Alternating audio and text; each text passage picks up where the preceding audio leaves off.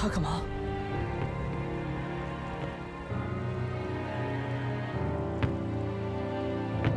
鬼将军怎么在这里啊？难道他要上我们的船？谁知道呢？他不是应该跟魏前辈在一起吗？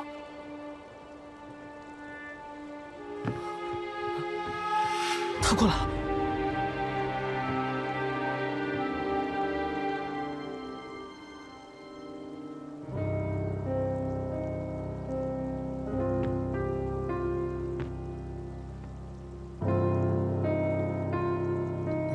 你叫什么名字？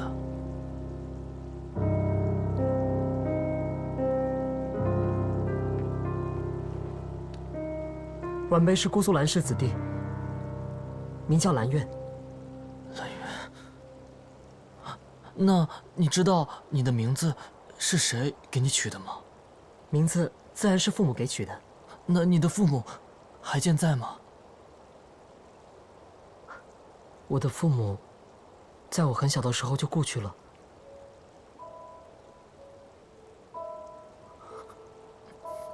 四锥，是你的字？正是。是谁给你取的？韩光君。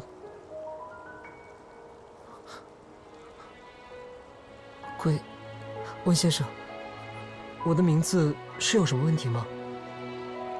啊，没有。 没有，我究竟是在什么地方见过这张脸？蓝公子，公子，我可以叫你阿月吗？可以啊。阿月，这些年你过得好吗？我过得很好。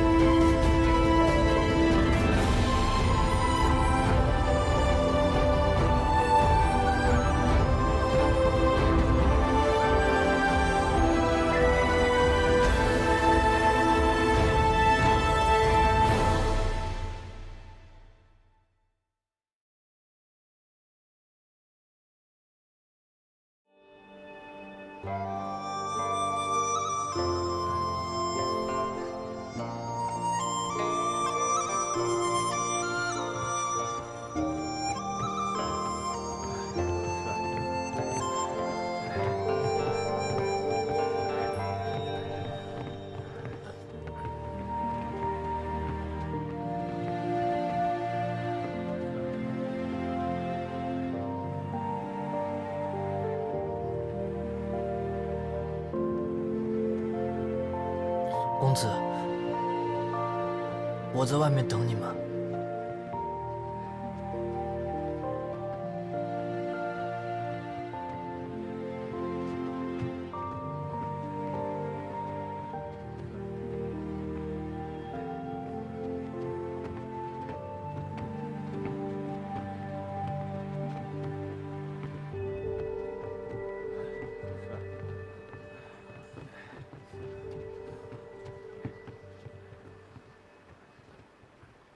哎，思追，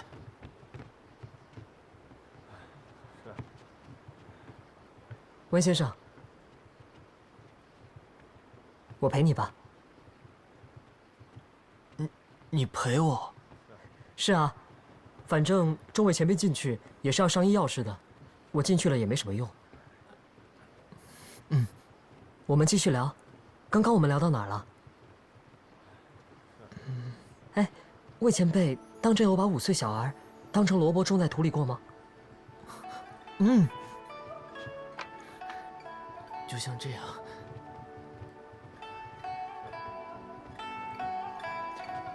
随他去吧。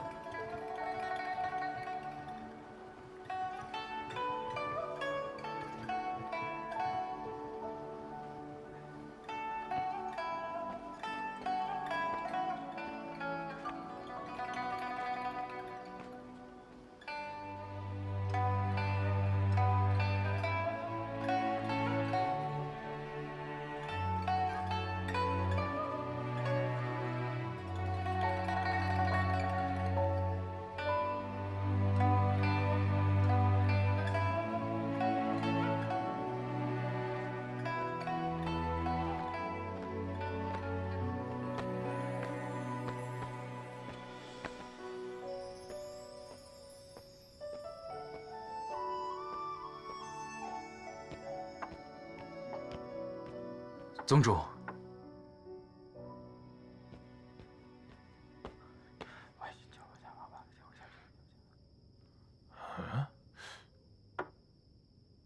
不见，有什么事日后再说。没看见现在是什么情况吗？弟子说过了，但是2名女子说她们就是为今天的事而来，而且她们还带了一批名贵的药材来，好像是知道几位宗主受了伤。哦。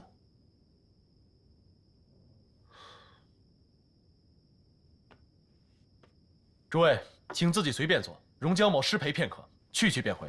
江宗主客气。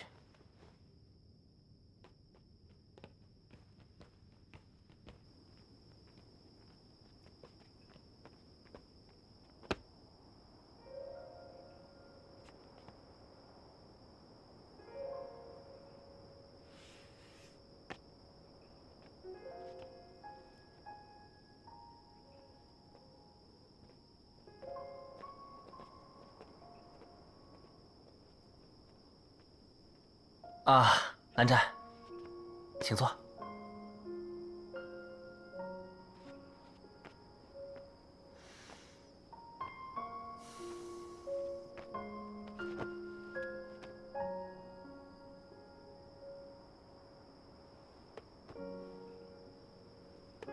不得胡闹。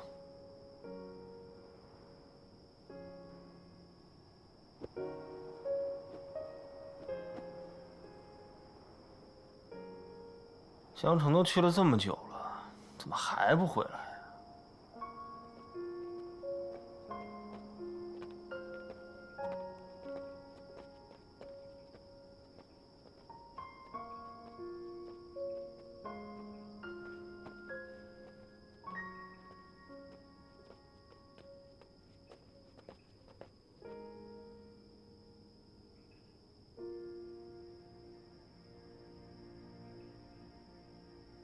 进来吧。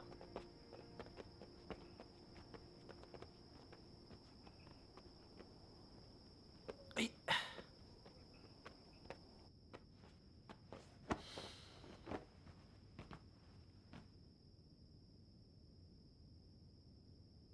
你们就在这里说，再说一遍。江宗主，你这是？此事过于骇人听闻，江某不敢贸然，所以细细盘问一番，耽误了些时间。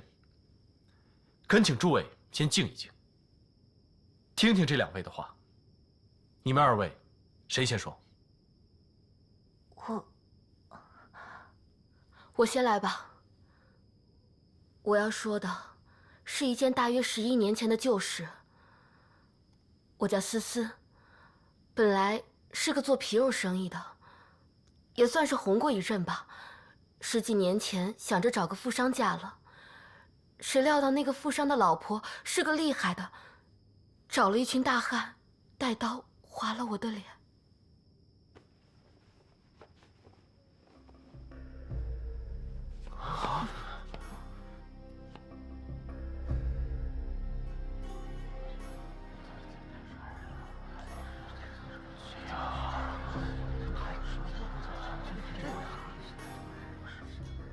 我的脸变成这样，谁都不肯看一眼。之前的生意也做不下去了。有一天，有一个同巷子的姐妹突然接到了一单生意，她点了我们好多人，用马车接我们去了一个地方。快点儿！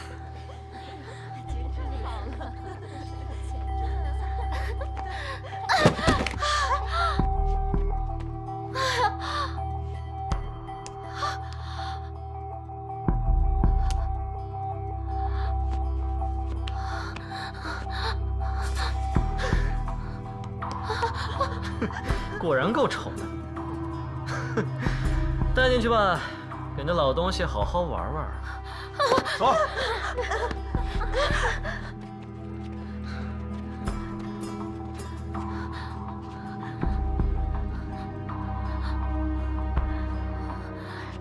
这事儿怎么办呢？不知道，你去。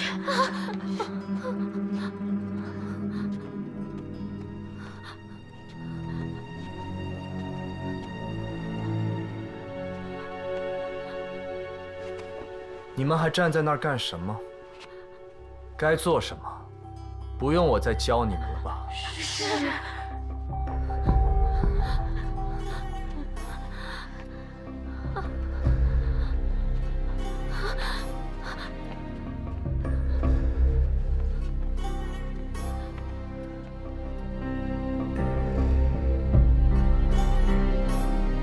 父亲，我给你找来了你最爱的女人，有很多个，你高兴吗？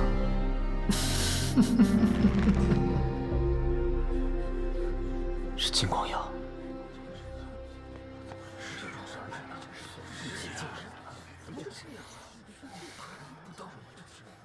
那个这么说，那个躺着的人，就是……继续说。后来还能怎么样？那个中年男人喊着，挣扎着，可是浑身却没有力气，还没怎么着呢，就有出气，没有进气了。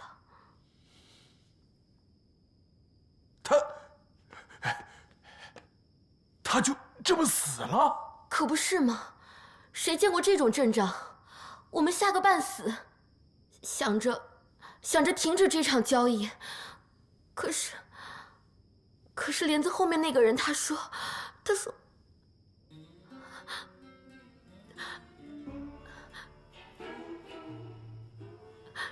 说什么？他说死了也别停。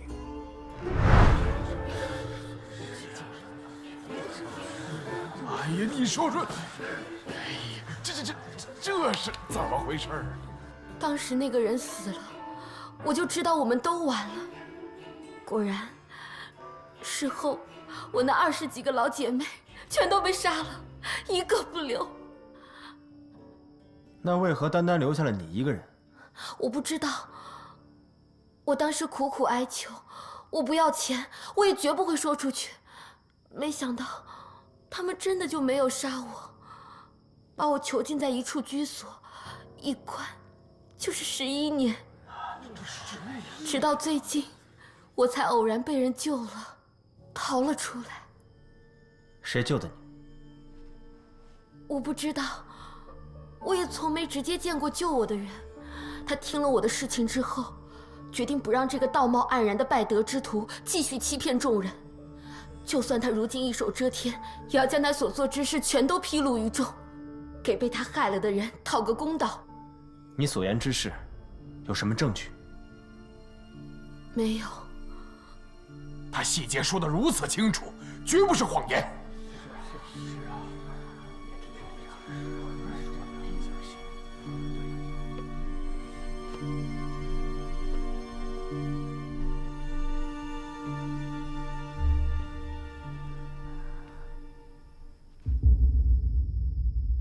这位姑娘，我似乎在哪里曾见过你。应该是见过的。岳灵秦氏举办清谈会的时候，我时常伴随在我家夫人左右。岳灵秦氏，莫非你是金夫人的侍女？是。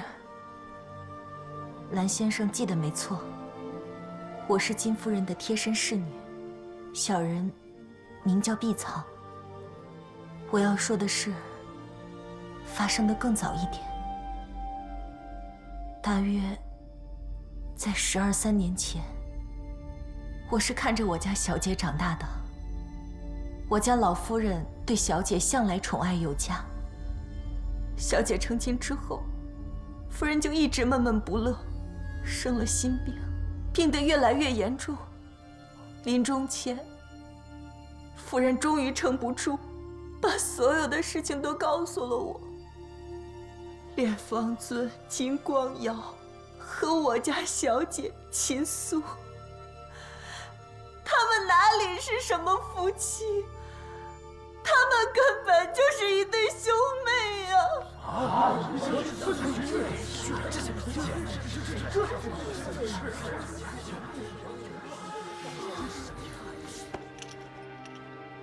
金陵台清谈会上，你是不是见过秦素？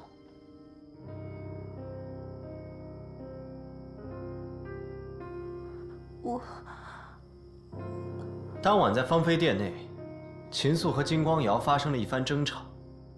她说她去见了一个人，这个人告诉了她一些事情，还给了她一封信，说这个人绝对不会骗她。是不是你啊？是我。这个秘密你已经守了这么多年，为什么忽然决定要告诉她？又为什么忽然要公之于众？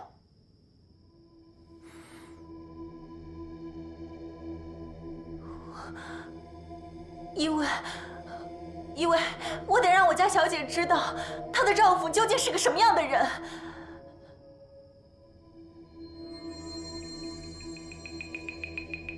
哟，这镯子不错呀。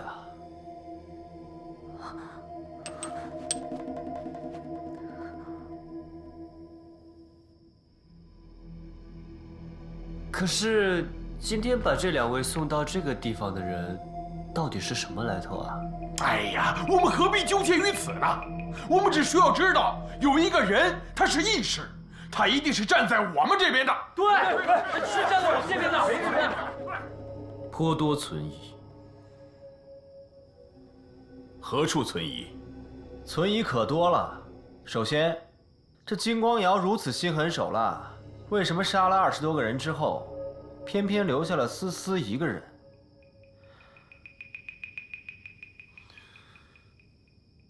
现在人证有了，那物证呢？哎，这不正是天网恢恢，疏而不漏吗？当初金光瑶就是靠讨好赤峰尊和泽无君，才得以一步一步的往上爬呀。否则，他一个娼妓之子，何以能做到今天的位置呀？他竟然对赤峰尊下毒手，泽无君现在还在他那里，只怕万万不要有什么闪失才好啊！不光是义兄，亲兄弟更是难逃一劫。金光善死前那几年，他忙着到处清理他爹的私生子，生怕有人杀出来跟他抢位置。这么看来，莫玄羽还算好的，要不是疯了被赶了回去，说不定和其他那几个人一样，因为各种原因消失了。金子轩的死，也肯定和他脱不了关系。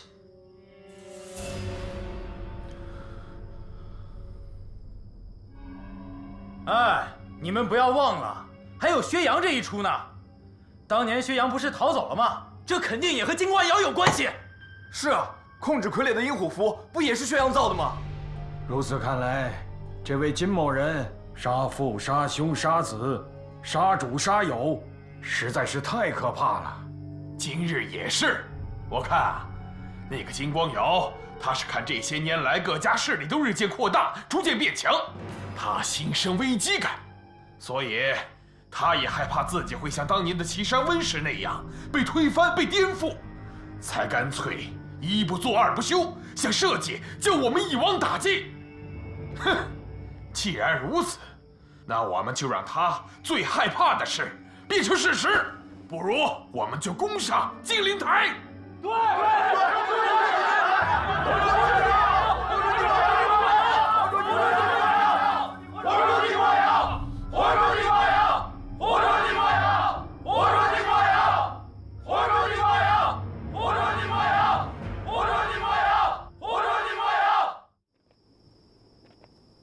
蓝湛，你怎么看？送信之人明了，写信之人是谁？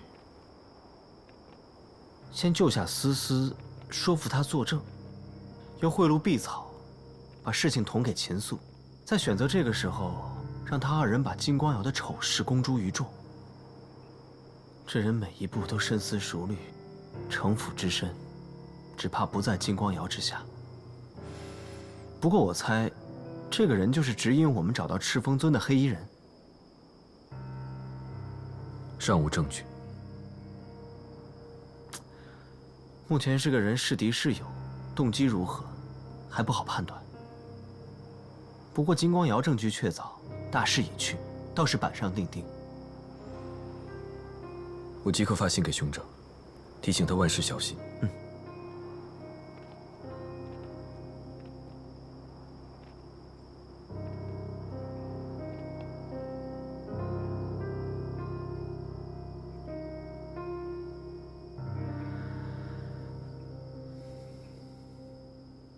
怎么了？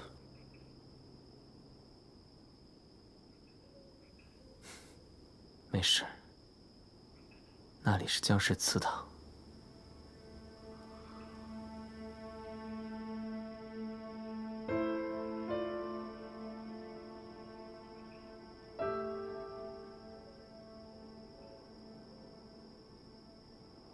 要进去吗？不了。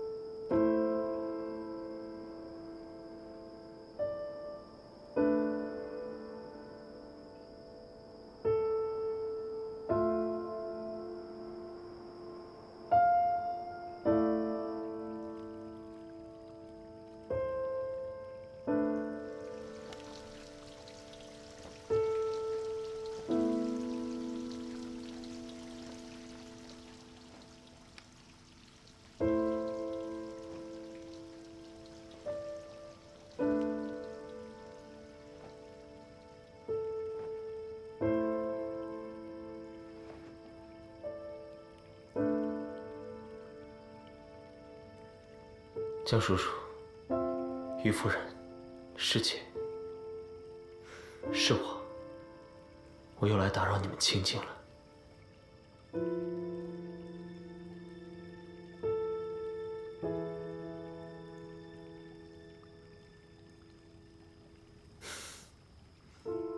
我以前啊，可是这里的常客。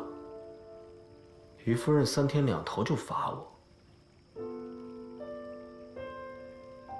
略有耳闻，都传到你们姑苏去了，哪还能叫略有耳闻啊？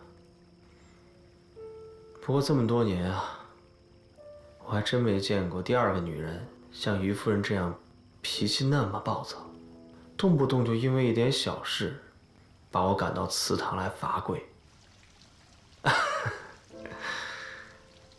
罪过，罪过，罪过！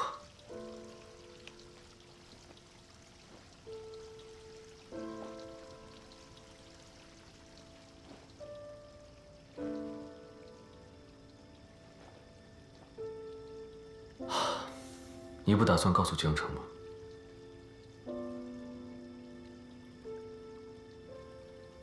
不知道，至少现在不会吧。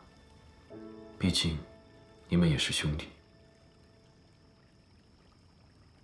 我和江城之间的隔阂渊源已久，没有那么容易解开。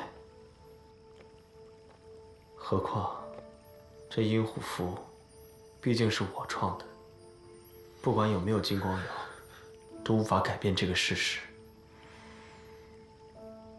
魏无羡，你还真是不把自己当外人，想来就来，想走就走，想带人就带人。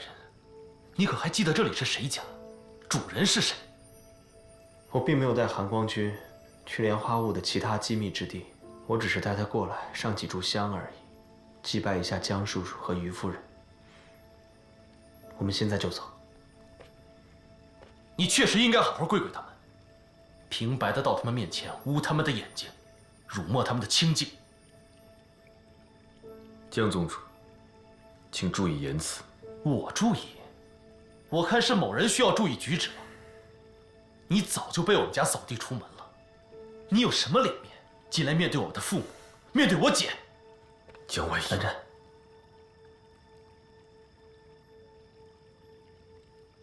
兰湛，我们走吧。要走就走得越远越好，别再让我看到你们这些乱七八糟的人出现在我的王亲面前。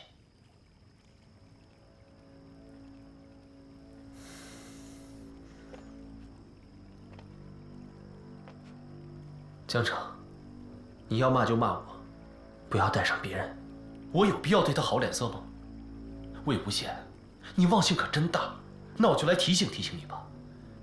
当初就是因为你逞英雄，救了你身边这位兰二公子，整个莲花坞还有我爹娘都给你陪葬了。这样还不够，连温氏你都要救，拉上我姐姐陪葬，你真是好伟大呀！更伟大的是，你还如此宽宏大量，带着这2位前来莲花坞，存心给我，给他们找不痛快。兰二公子，你也真是让我刮目相看呐！堂堂姑苏兰氏双璧，不顾兰氏百年清明，竟然跟夷陵老祖魏无羡同流合污，真是让你舒服。你哥哥脸上有光啊！江婉音，你给我马上道歉！道歉？为什么要道歉？为侮辱了你们这段伟大的知己之情吗？你还有完没完？要打便打，怕你们2个吗？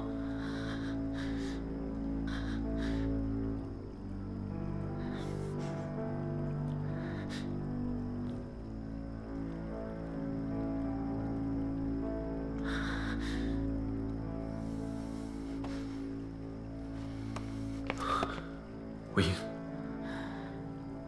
兰湛，我们走。好。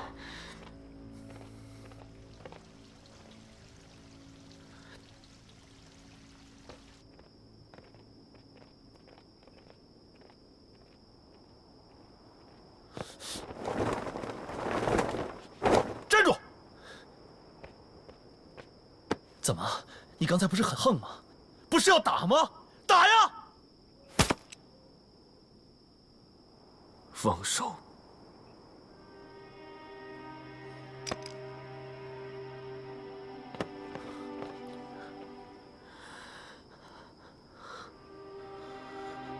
魏婴，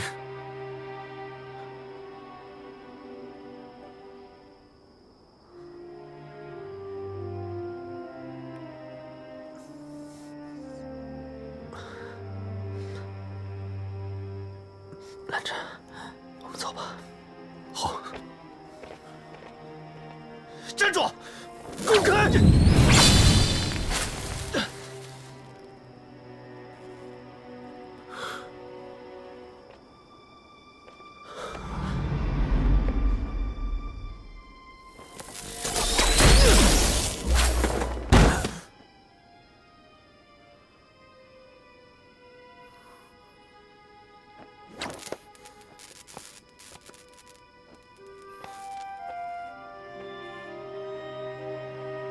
谁让你到莲花坞里面来的？你怎么敢！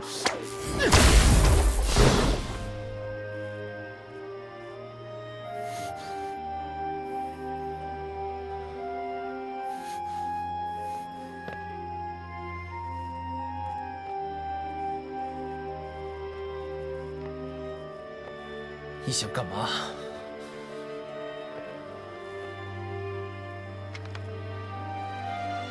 拔出来！我警告你，如果不想再被挫骨扬灰，就立刻把你的脚从莲花坞的土地上挪开。动手！拔又怎么样？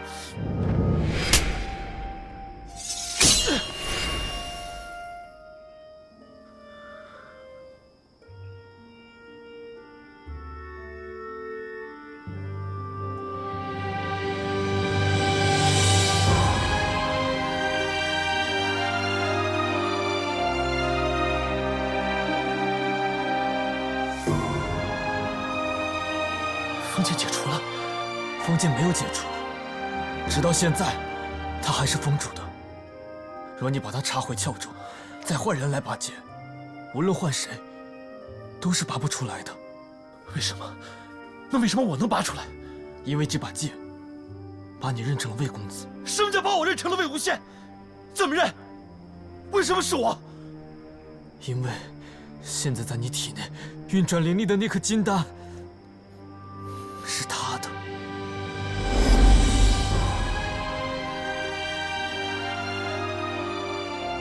姐，他不会醒过来了吧？不会的。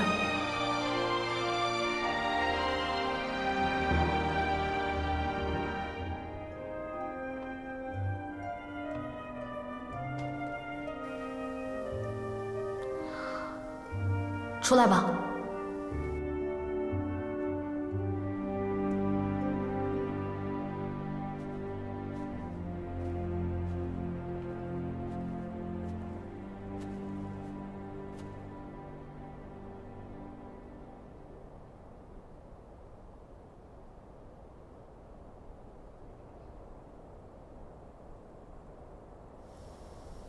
换丹吧。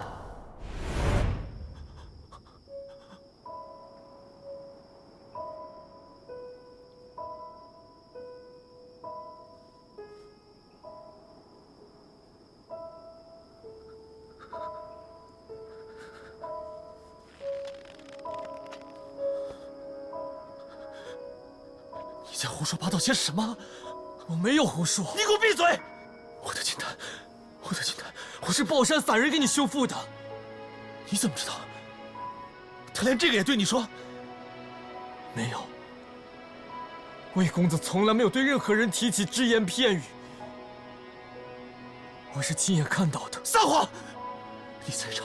你怎么可能在场？当时上山的只有我一个人，你根本不可能跟着我。我没有跟着你。撒谎！那你听听，我是不是撒谎？你上山时，眼睛上蒙着一条黑布，手里拿着一根长树枝。快到山顶时，经过了一片石林，绕了快半个时辰才绕过去。这个时候，你听到了钟声，钟声惊走了一片飞鸟。你把树枝紧紧握在手里，像握剑那样。钟声停下来的时候，有一把剑抵在你的心口。你听到了一个女子的声音，命令你不许前进。你马上停住了脚步，看上去很紧张，隐隐还有些激动。这女子的声音压得很低，问你是何人，为什么到这里来？你回答。闭嘴！你回答。你是藏色散人之子魏婴。你说了家门覆灭，说了莲花坞大乱，你还说了你被化丹手温竹流化去了金丹。那个女子反复询问你关于你父母的一些问题，等你回答到最后一个的时候，忽然闻到了一阵香味，然后你便失去了知觉。你是怎么知道的？你是怎么知道的？我不是说过了吗？我就在那里，不止我在那里，魏公子也在那里，还有我姐姐温情，她也在那里。江宗主，你真以为那是什么抱山散人的隐居之地吗？那只不过是夷陵的一座荒山。不会的，不会的，不会的！你胡说八道！你为什么撒谎？那我的金丹，我的金丹为什么会被修复？你的金丹根本没有被修复。不，江宗主，你猜到了吧？你之所以会以为它修复了，是因为我姐姐，岐山温氏最好的医师温情。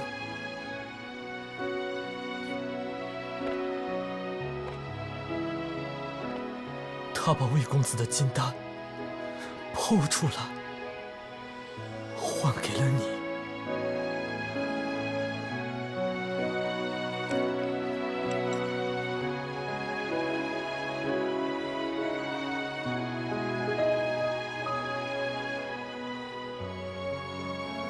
你以为他之后为什么再也不用随便？真是因为什么年少轻狂？他真的喜欢别人明里暗里指着戳着他的脊梁骨跟他说：“你没有礼貌，没有教养吗？”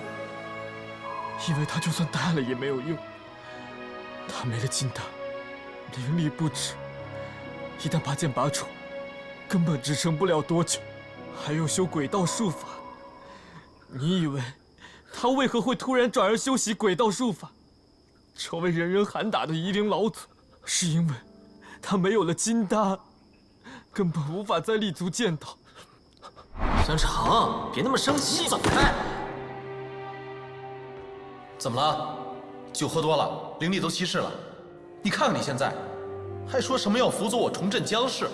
哎，别过来！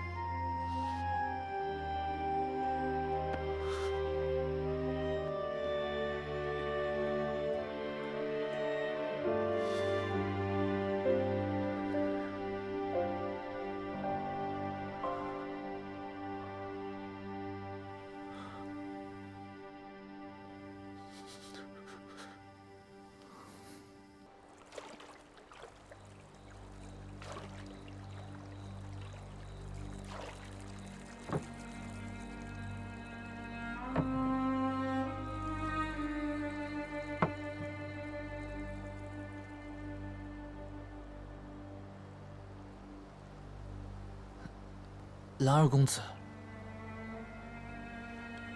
何事？请你暂时不要告诉魏公子，我把他破丹的事捅出去了，因为他告诫过我，叫我绝不能说出去。虽说他迟早是要知道的，可我……你放心。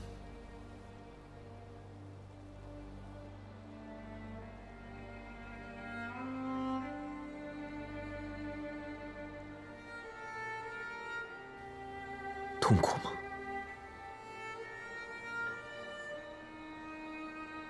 什么？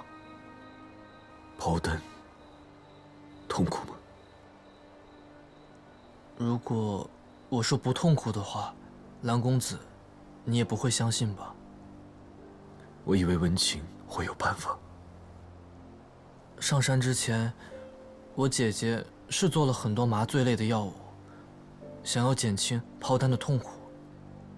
但是她后来发现，那些药物根本就不管用。因为如果将金丹抛出，分离体内的时候，这个人如果是处在麻醉状态的话，那么金丹就会受到影响。所以，抛丹的人要一直醒着才行，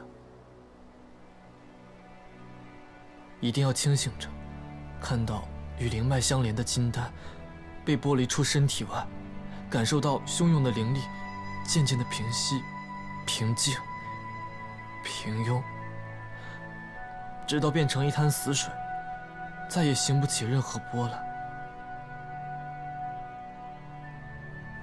一直醒着吗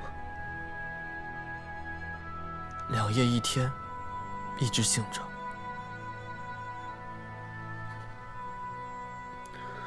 当时你们有几成把握？5成左右。5成。毕竟，从来没有人真的试过这种换丹术，不可能有人会愿意把自己的金丹抛给别人的。因为，如果这样的话，相当于自己就会变成一个永远都登不上顶峰、不上不下的废人了。所以，魏公子求姐姐的时候，我姐姐刚开始是不愿意的。可是魏公子一直死缠烂打，说5成也好，一半一半呢。就算不成功，废了丹，他也不成没有后路可走。可是江宗主这个人不行的，他太好强了，太在意这方面的得失了。修为就是他的性命。如果江宗主只能做一个不上不下的普通人，那么他这一辈子就完了。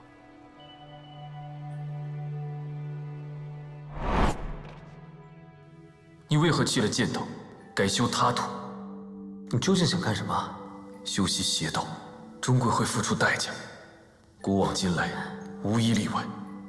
此道损身，更损心性。我心性如何，旁人怎么会知道？魏无羡。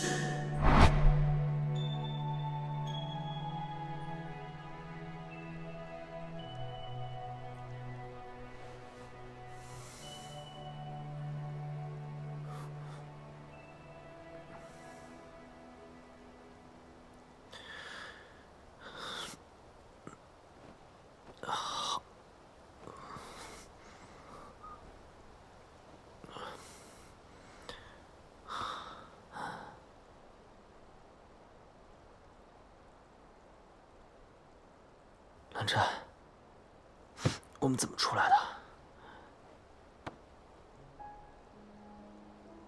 打过一场。我就知道，江城没那么轻易放过我的。这个混小子真是不可理喻。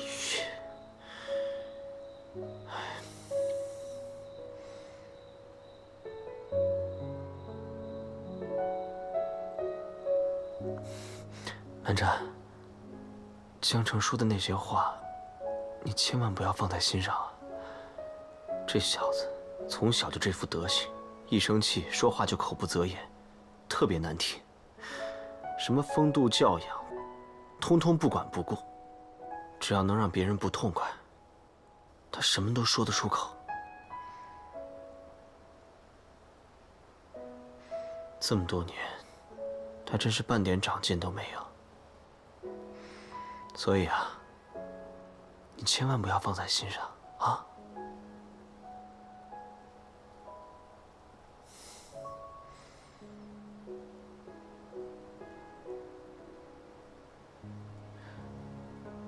我们这是，公子，我们滑到莲花湖了。我知道啊，我小时候经常和师姐到这里来玩。阿羡，来吃莲子。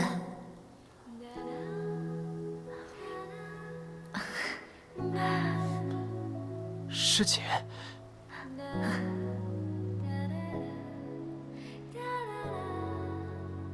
魏公子，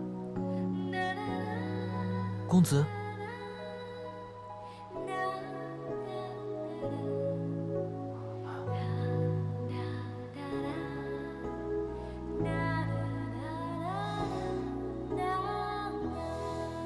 只有我们3个人才是最亲的人。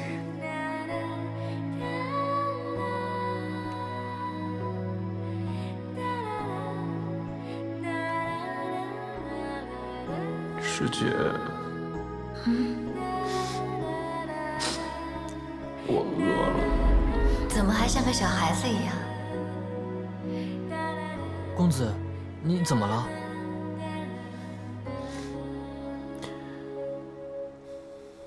我饿了。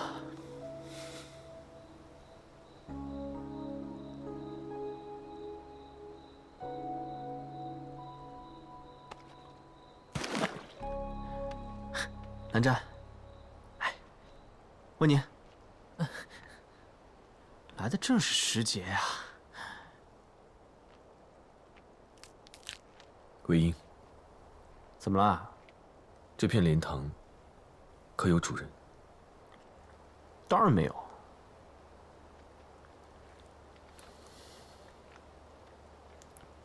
听说这一带的莲塘都是有主的。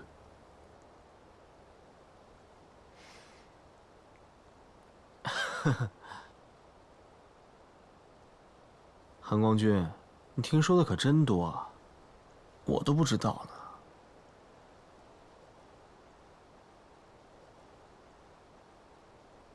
啊，好，好，好。温宁，走吧。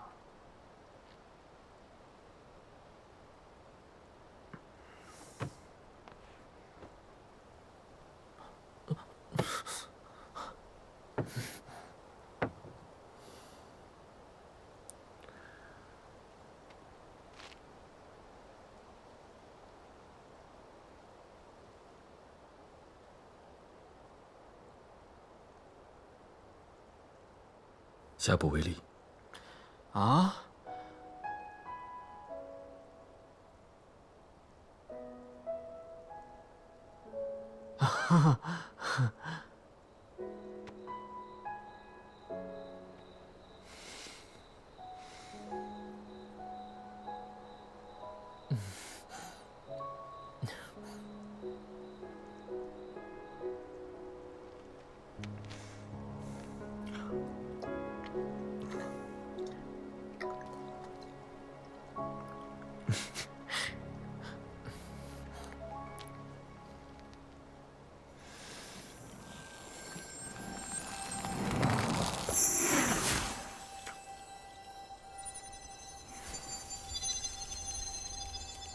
金氏传讯纸碟，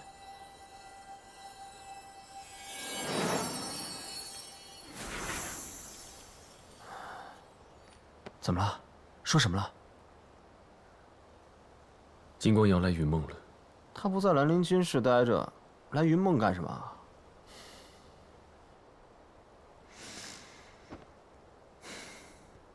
不过金光瑶这个人的举动，还真是没有办法预料。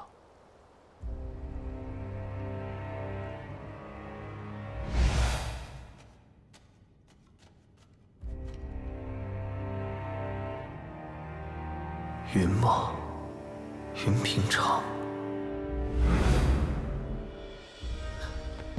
我知道了。哎，蓝湛，我知道了。知道什么？我知道金光瑶要去哪儿了。去哪儿？云平城。是什么地方？不知道。但我记得地址。兰陵金氏财大势大，如果这个地方不是金光瑶极为看重之地，他是绝对不可能把赤峰尊的头颅和他放在一起的。所以，我相信，如果金光瑶来了云梦，那就一定是去了云平城。卖香囊啦，来看一看啊！开香囊啦！哎，公子看一下。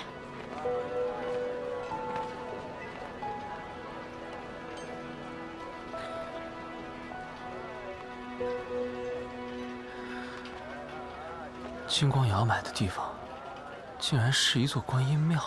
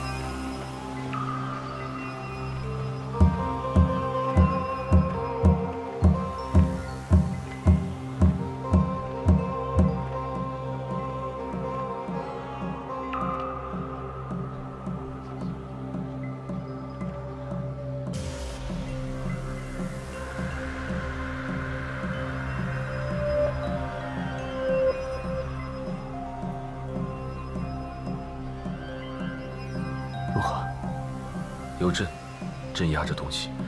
我就知道金光瑶不会轻易把这个地址藏在密室里。这阵法可难破解。不易，需等晚上无人时破阵。那我们赶紧走，以免引起别人注意。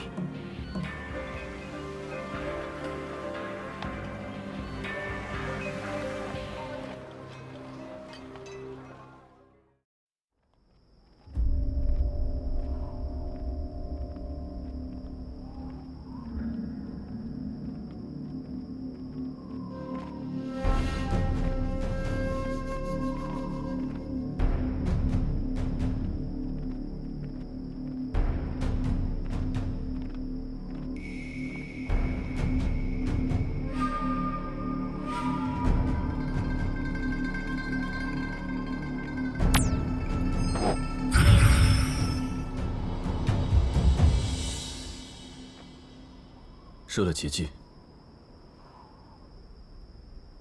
我们从庭院进去。问你啊，你在外面给我们略阵，如果我和蓝湛进去没有出来的话，就去云梦找江城，明白吗？公子，哎呀，我这只是为了以防万一。你家公子我不行，还有你韩光君呢。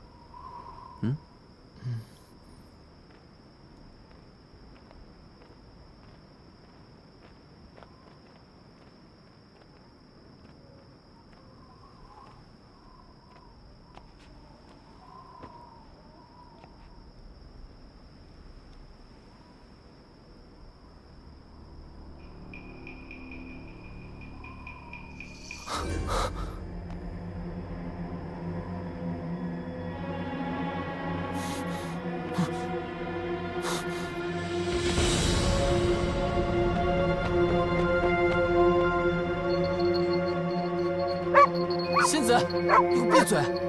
半夜三更的，你是要把整条街的人都吵醒了吗？仙子，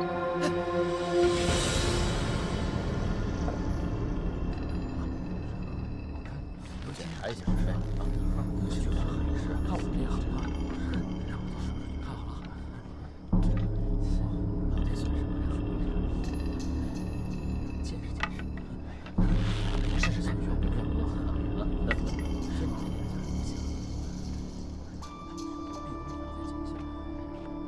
泽无君，泽无君，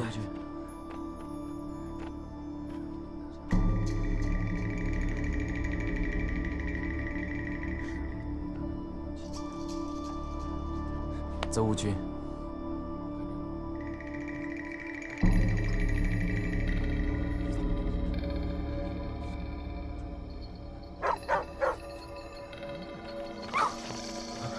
仙子，再叫我就断了你！去哪儿啊你？金陵怎么会在这里？温宁为什么没拦下他？你带我来这儿干嘛？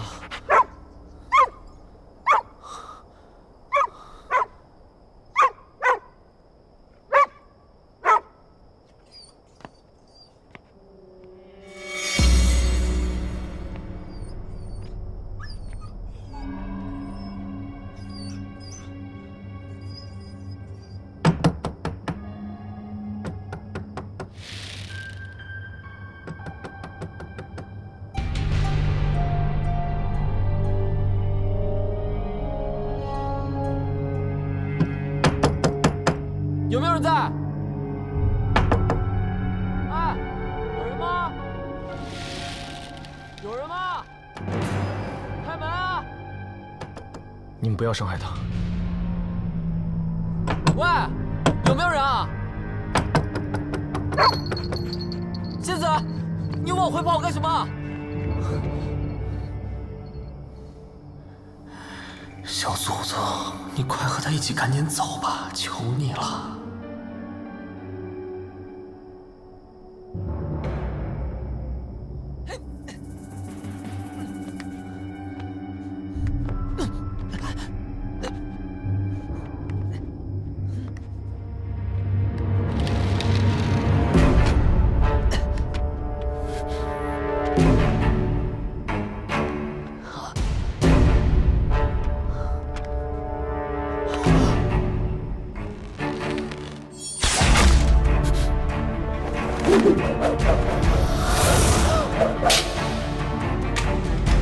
金灵，快跑！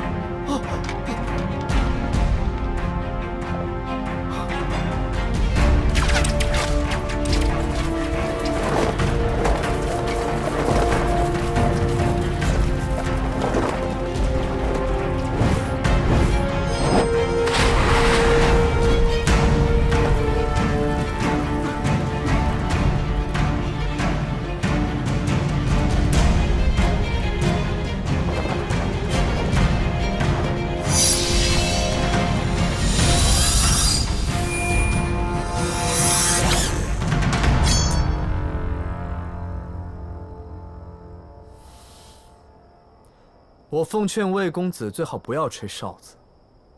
笛子裂了没什么，若是手指或者舌头没了，那多难过啊！你说的非常有道理啊，请吧。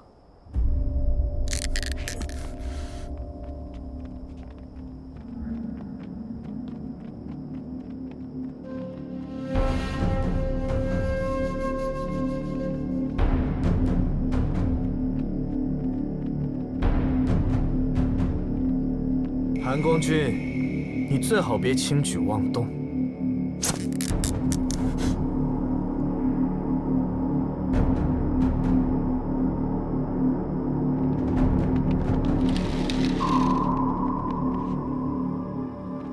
王进，兄长，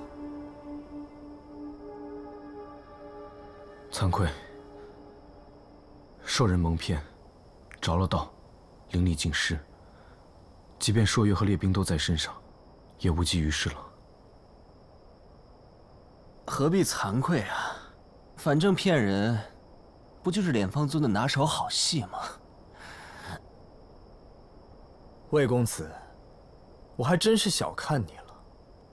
说起来，我还没问，魏公子怎么会知道这个地方？可别说是你与韩光君游山玩水，恰好来到此处的。脸方尊，你忘了在芳菲殿的密室里藏了好大一份地契。那倒是我的疏忽，应该分开放。横竖现在我们都翻不出你的手掌心了吧？但脸方尊，你能不能满足一下我的好奇心啊？这观音庙里面镇的到底是什么宝贝啊？满足好奇心的代价可不低。魏公子确定要尝试吗？哎，这有什么？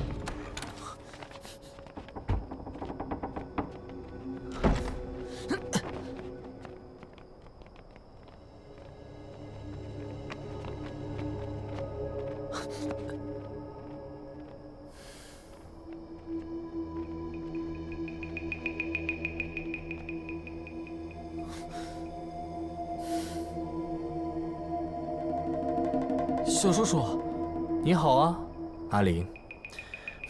我说你这小孩怎么回事？大晚上的跑到这里来干什么？要你管！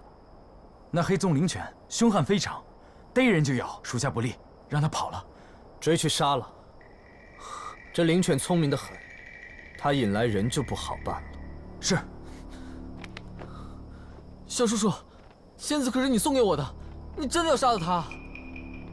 阿林，你跑到这里来干什么？金宗主，阿林尚且是个孩子，我知道，而且他是你的侄子。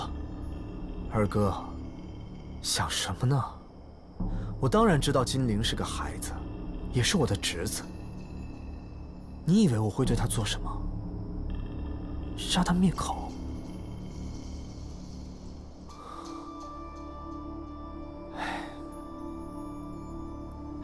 阿林，你听到了。如果你乱跑或是乱叫，或许我会对你做什么可怕的事情，你自己看着办吧。还没挖到吗？让里面的人加快动作。是。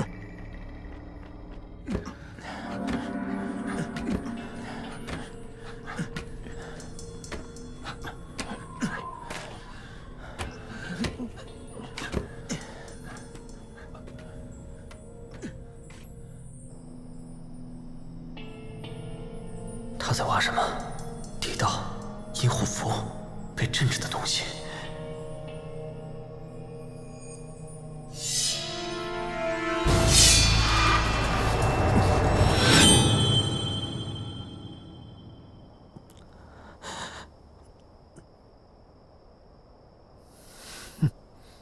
差一点，就差一点，我就又能看到当年看到的一场好戏了。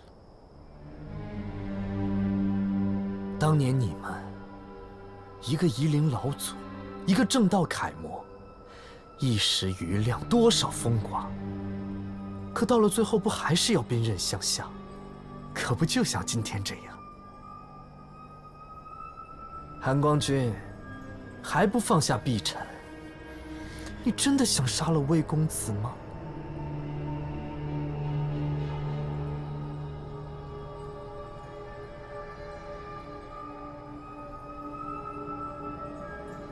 蓝湛，你别听他的，我从来没有怪过你。蓝湛，你先走，去找人。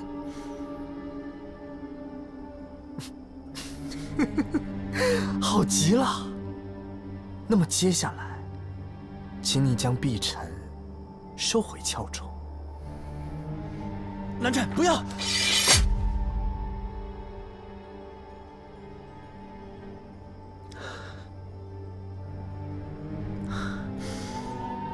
金光瑶，你不要得寸进尺。这就叫得寸进尺了。那么接下来，我还要韩光君自己动手，封住自己的灵脉。那这样叫什么？你。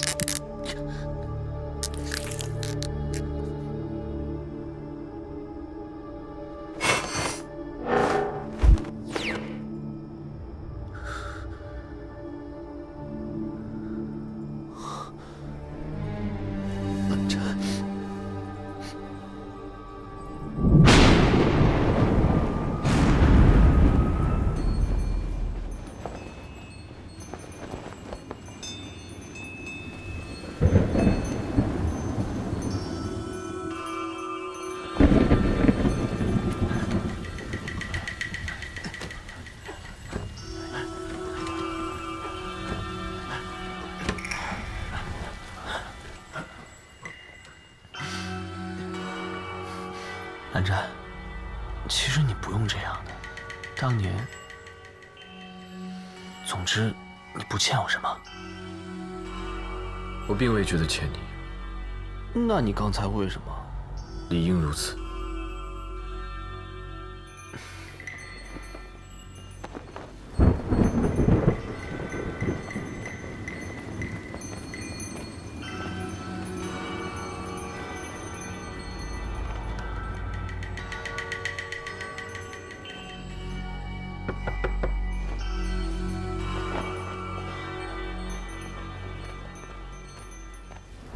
哪位？宗主，是我。进。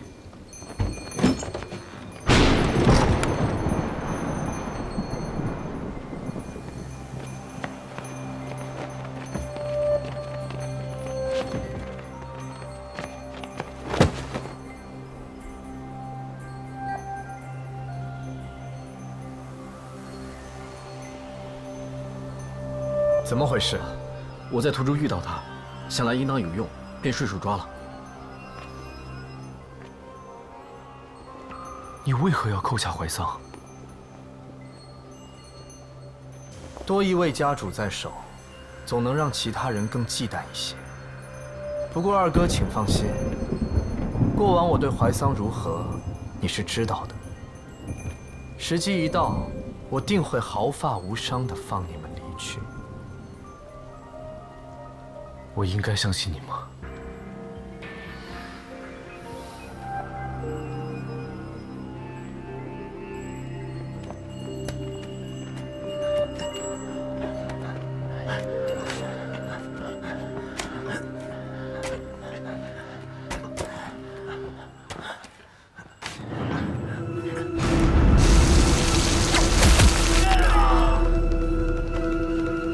是。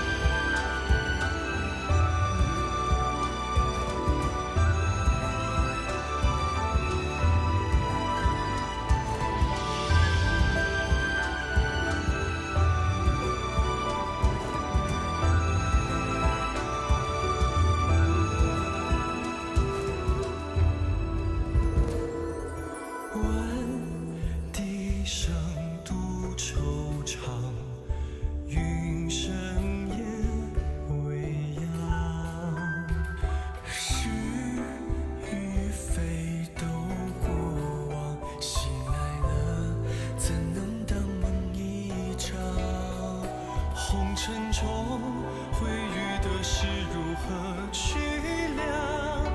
小小血热到风凉。